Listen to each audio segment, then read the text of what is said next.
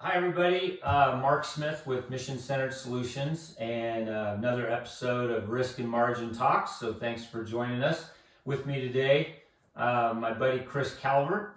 Chris and I served in Special Forces together and did some pretty cool stuff for quite a few years.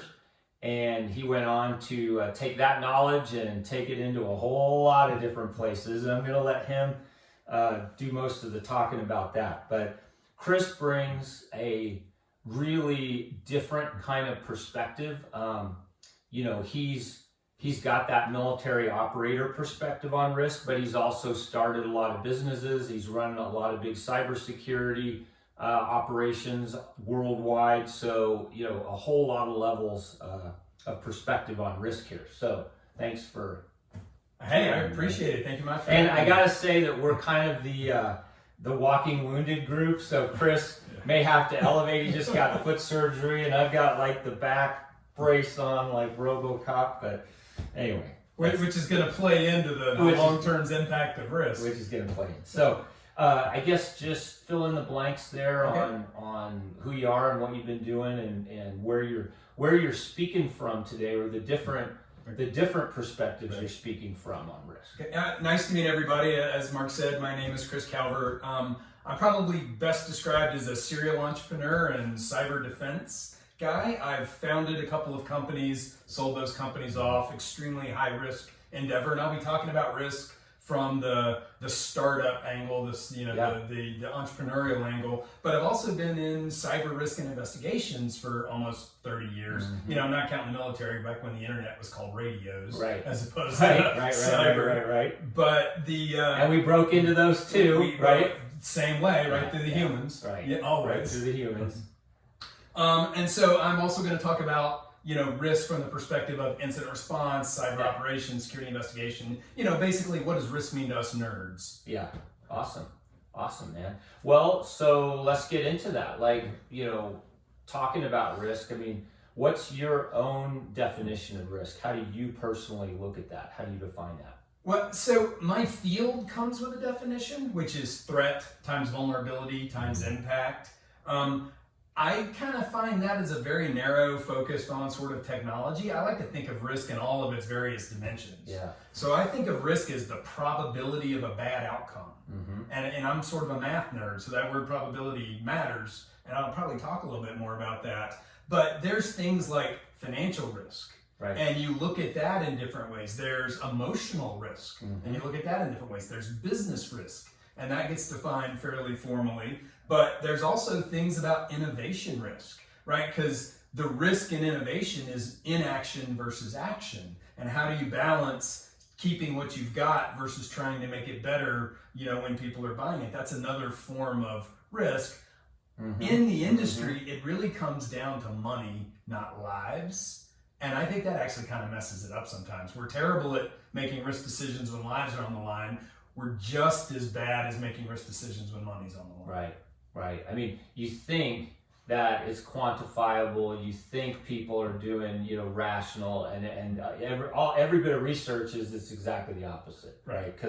And I think that comes into how we take any kind of risk, whether it's physical risk, emotional risk, gambling risk, whatever, right? So I guess let's talk about so now how do you see yourself as a risk taker? You talked about a couple things, but what are those areas where you're taking risks?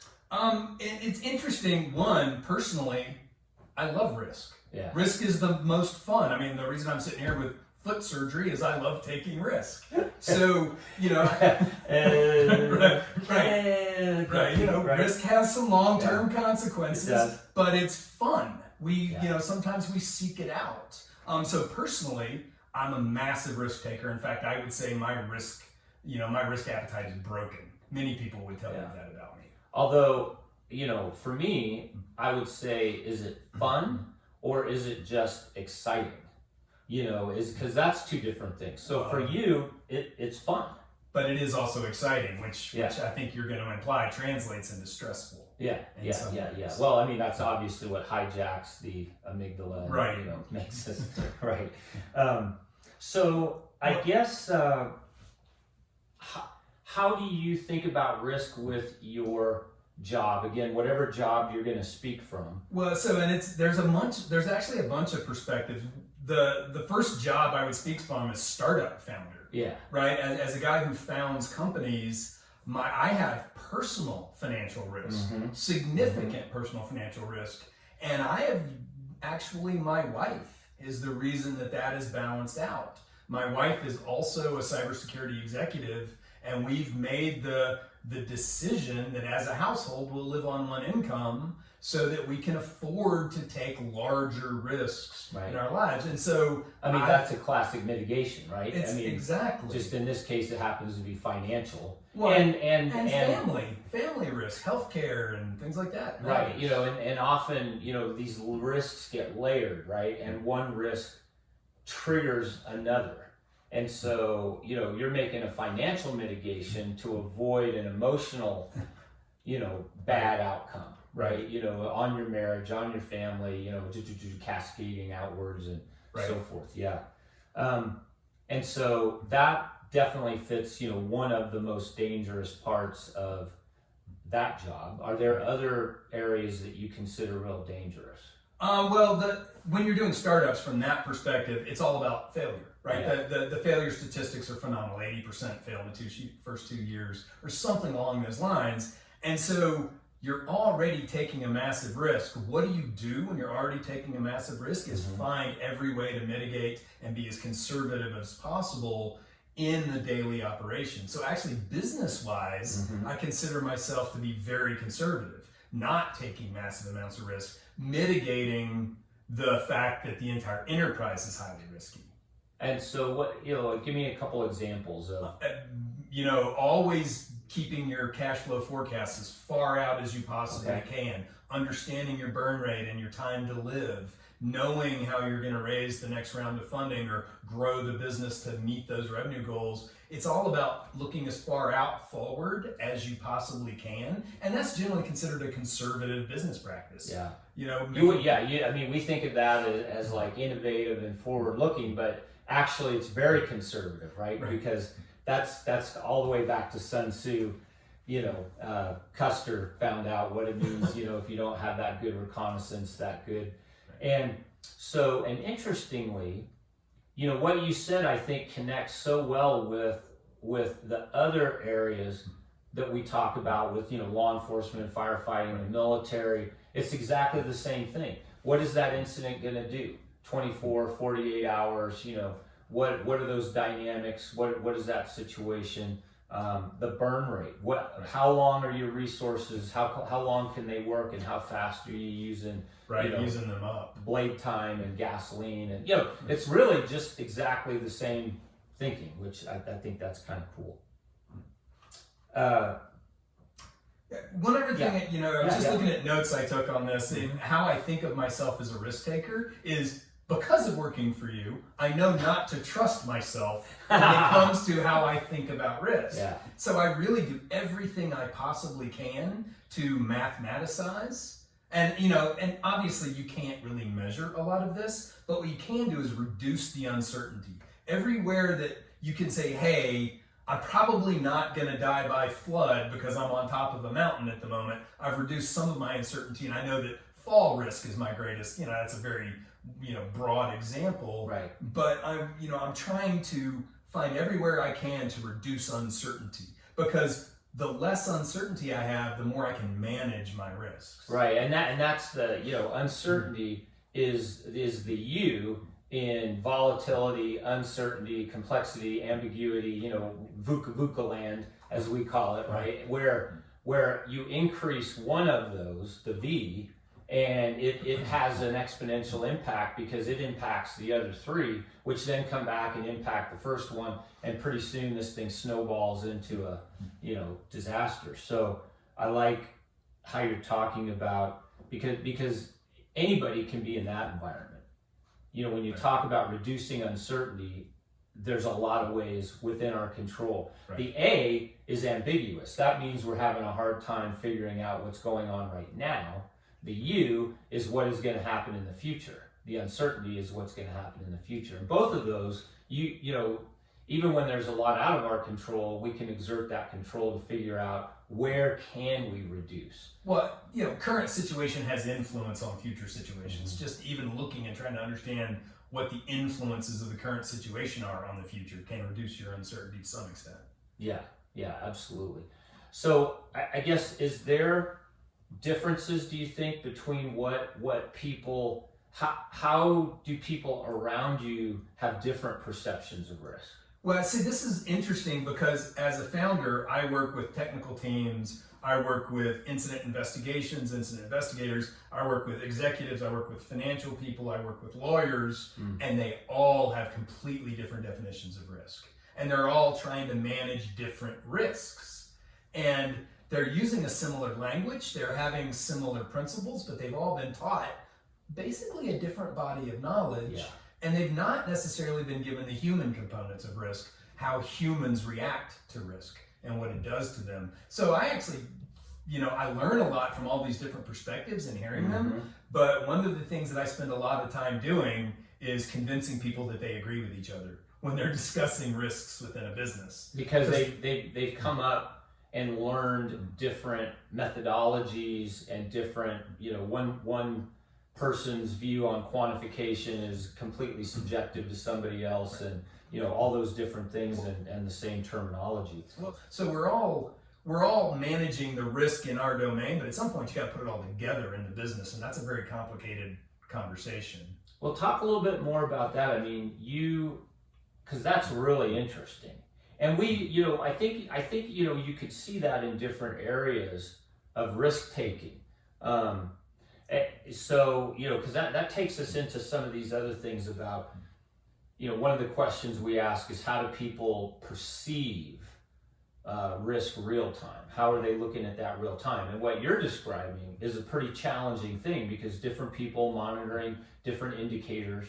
So what does that look like? How do these different people perceive changes in the risk environment, the risk going up or down, kind of real time? Well, and this is where I might change the point of view that I'm talking about here. Yeah. I would use the security professional, the security practitioner, because that's what I consider myself. That's what I've done most of my career, is build security operations centers and catch bad guys. Yeah, and here we should specify cybersecurity versus like physical security. Right, exactly. Yeah, Cybersecurity, catching malicious attackers who are stealing data, or there's actually quite a bit of real crime that happens in the cyber realm as well. Right. But I was going to talk about from the practitioner standpoint, the security industry, the information security industry, has a real problem. Things are bad. We're losing. Right. We're, the number of ransomware attacks is like up 93% month over month. So 100 companies this month, 193 companies next month, 270 something companies the month after that. It's just cascading and compounding to the point that it's very hard to have how your risk appetite is changing. All you just have this sense that things are getting worse. It's more likely that something bad happens every day to our society, to our infrastructure. I mean, the colonial pipeline attack where, there were gas lines and stuff. These things now have real world consequences. Yeah. And it's just continuing to get worse. And the reason it's getting worse is it's expensive to defend, and the businesses need to spend their money growing the business, not just defending what they've got. Which is the challenge of any safety risk mitigation program, right? Because you're trying to prevent the accident from ever happening, and you can't measure that very well. Well, and in security, you cannot prevent the accident from happening. You have to be able to manage basically a nonstop accident. Right, right. Which is a train wreck that just keeps going down the tracks. For decades. Yeah, for decades. Jeez. Well, and it's ironic to me that you, representing one of the most, scientific and technical fields of risk taking, when you start looking at cybersecurity, especially advanced technology and AI and all that, say that it comes down to a gut feeling as the way to amalgamate all of these perspectives real time together. Well, I think it comes down, I'd almost say, a set of behaviors that are risk managing. Okay. And you almost might lump it in emotional intelligence to some extent. I mean, So- I'm not quoting a research paper here. I'm making that up as we go, but it feels like people who manage risk well do it as a set of behaviors. Right. So expand on that a little bit more, because that's pretty interesting. What Or describe what some of those behaviors might look like. Well, it's productivity systems in business. If I'm running a job where I have 30 responsibilities in 14 domains, that's impossible for me to keep track of, to manage, and the risk of me doing a bad job is very high. Right. And so then I have a number of behaviors that I use to try and not do a bad job, and those are the productivity systems that I use to keep track of where everything is, what the status is, how I'm moving it forward, what I need to do. And that's just a behavior that I had to develop in order to be effective in a risky environment. Right. I see, operator professionals, they're OCD, highly capable, same socks in the same, pouch in your rucksack, no matter what rucksack. That type of behavior is built-in risk management. It is. And at the time, you think that that's so anal, and we were 18 and 19 years old, and they're telling us everybody's got to have the this up in this pocket, and this has got to be tied to here, and that's got to be, and then at 3 a.m. on the other side of the planet, when you're cold, wet, tired, and hungry, all of a sudden it makes a lot of sense, because your hand automatically goes. That drives my family insane, by the way. Because I'm all in my truck, it's the same thing. Right. I'm like, no, the ibuprofen always goes in the right rear corner of the console. Yes, I have been called OCD many times. I think it's risk management. Well, so you've got these behaviors, and I think everybody would connect to that they've developed their own set of risk management behaviors. Talk about a time where those let you down a little bit, or you thought you were managing something and it was going along pretty well, and then like the next second it was like, oh, it is not going very well. So it's interesting for me. It's always the human terrain where that happens. When you're doing cybersecurity investigations and you show up to a customer who's had a very bad day, they've had a data theft or, anything like that, they're panicking.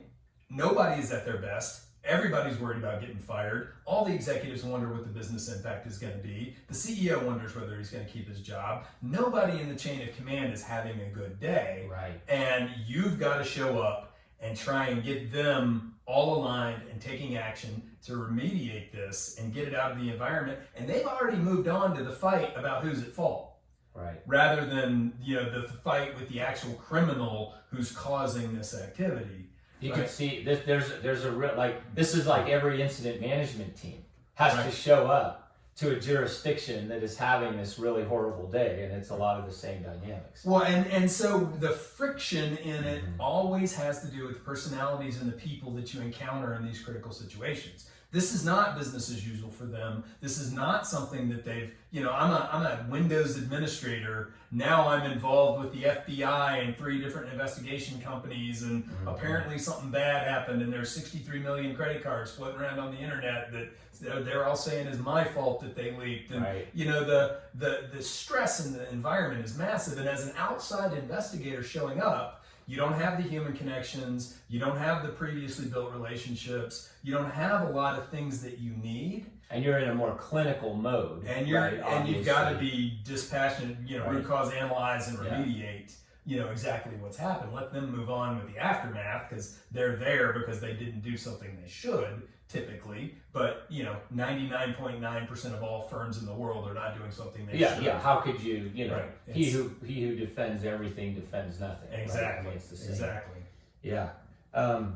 So, I mean, have you ever, in one of those responses, ever experienced what you would call a close call or near miss, however you define that? Well, you're always worried about being fired, being thrown off site, missing something in the investigation, finding something that was a pen test and not the real attack. I mean, there's lots of little bitty things that you're always sort of worried about. And actually, this is something where in the field you're always in close contact with lawyers because you're typically working for corporate counsel, Right. because that gives you attorney-client privilege for a lot of your findings. And then, so which is also a risk management technique that the lawyers are taking to prevent that information from leaking, even though it always seems to. Right. The news seems to. Well, that's back to the human terrain. Right. Right. It's back Yeah, to the yeah. human terrain. Right. Something my accountant said to me many years ago: you can only get rich by concentrating your risk. The only way to actually be massively wealthy is to put all of your dollars in one bucket and bet it on. Well, let's not bet it, please. But it is gambling. I mean, you have it's to concentrate the risk.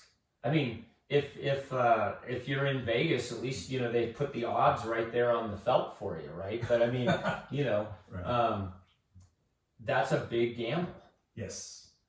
So so this is why you don't gamble with the startup. You're super conservative. You're as tight as you can be. You do all the planning and all of the forward looking that business disciplines make possible to try and reduce the risk of getting a new idea, turning it into a product, turning that product into a company, and turning that company into a growing enterprise entity that has value to the security community or whatever market you work in.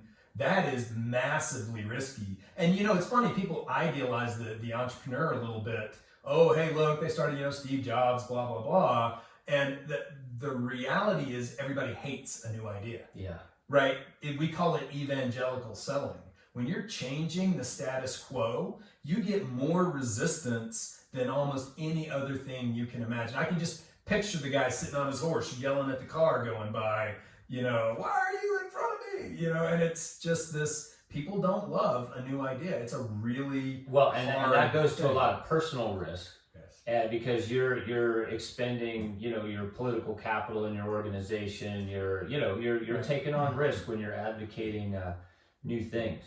I guess the concentration of risk, that's interesting, because to me, where I could see that operationally is when you have to adopt a strategy and there aren't a lot of good backups. There isn't a lot of good pace options, right? And so you have to go all in on whatever this tactic or this strategy is, because there aren't a lot of good alternatives. Well, honestly, this comes back to the military for me, right? In the military and patrolling, there's this one phrase: speed is security. Yeah, and speed that's is life. Yeah. Right, and that is exactly the same principle. What am I doing? I'm not putting out flank security. I'm rolling for it. Yeah. Why? Because now's the time where time matters. Yeah. And that kind of that's it's a mitigation strategy, but you're taking more risk. Yep. To mitigate. Well, there's in 2013, a hotshot crew, the Granite Mountain Hotshots, was burned over in the Yarnell Hill fire down in Arizona. And that's exactly what happened, is they were in a position, right, wrong, or indifferent, where they chose speed, and they had to once they were at that spot, and the calculus didn't work out. Well, it seems to me that the speed is security calculus is one that happens after you've made a couple of mistakes before it. Because you've gotten yourself in a position, right? It's catch up, yes. You've gotten yourself in a position where you're behind the power curve. Right. One of the things we're interested in terms of risk is what have been the impact on stories throughout your career on your view on risk, or how you take a risk. So I gotta, when you say stories and you talk about my field, information security has some amazing stories in its evolution, in its beginning. Clifford Stoll wrote a book called The Cuckoo's Egg. I don't even know how many years ago, and I wouldn't want to say if I did. I read that book and I immediately wanted to do this job. And it's got nothing to do with risk, but the whole field has had these stories that got us into it, and they're all stories of catastrophic failure. They're all stories of, being maliciously I'd say that's about risk. and it's, coming from an Army Yeah. and intelligence community background, I was looking for a job that, had some emotional content where I was doing something to make an impact. Right. Important, catching bad guys and stopping, bad things from happening to people that don't deserve it. There's value in that. I find value in that. That's why I do what I do.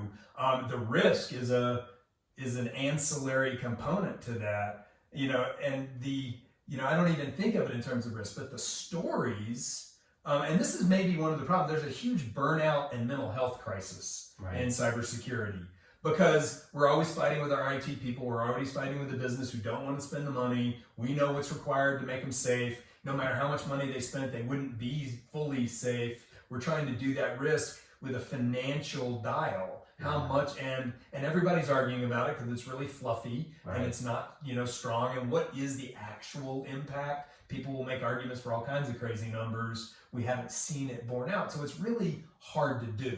And there's a lot of people that sort of have opinions. Nobody's really got a good solid quantification of what risk is, except here's what it actually cost me last year. That in hindsight. Hindsight. But that stress of fighting to try and make an impact in the industry, we lose tons of people. We lose people who leave the industry because of the chronic stress of investigating incidents, of trying to tell the business you're going to get hacked if you don't patch these servers, and fighting with IT to patch the servers, and having them patched 120 days after they should have been, even with all of that stress, and then getting hacked on the ones that are the 120 days coming up in front of you. This is sort of the ongoing, never-ending story of our industry. And it's really not good. And it's chronic. It's and not that, just... I mean, that's when you're talking about cultural risk and stress. Now you're talking about resiliency. I mean, buzzword, but that's exactly what you're talking about, is how you make a population resilient. And so what's your thoughts on that? Have you developed any... Community, peers. Emotional support in your community and your peers is the only way to do it. And we're all working remotely. We're all nerds. We're all logged into Linux boxes and so forth. We're not a good community for emotional support. Right. I mean, there definitely are some leaders in this industry that reach out to people and help, and and everybody checks in on each other as best they can. But this is a very stressful industry. We have a lot of burnout, and we don't manage it well because we're a bunch of nerds. Right. It just sort of is what it is. We need to learn more resilient behaviors as technologists in order to get that support to be able to work in an environment like this. My wife and I have both gone through significant amounts of burnout and depression and stress related to our jobs over the last 3 decades, trying to make people secure when they just apparently don't want to be. Yeah. And I mean, I think that's something that'll resonate with everybody that would ever watch this, because first of all, anybody watching this is a geek in some weird way, looking at risk and margin, right? But then that is a very real component, right? Almost every environment that we work in, has this incredible emotional toll. Certainly with wildland firefighters, fire rescue people, cops, military, any of those people are struggling, with how to become more resilient as individuals. And the reality is, you're right, it's a collective, it's the tribe, right? Coming together and supporting its members.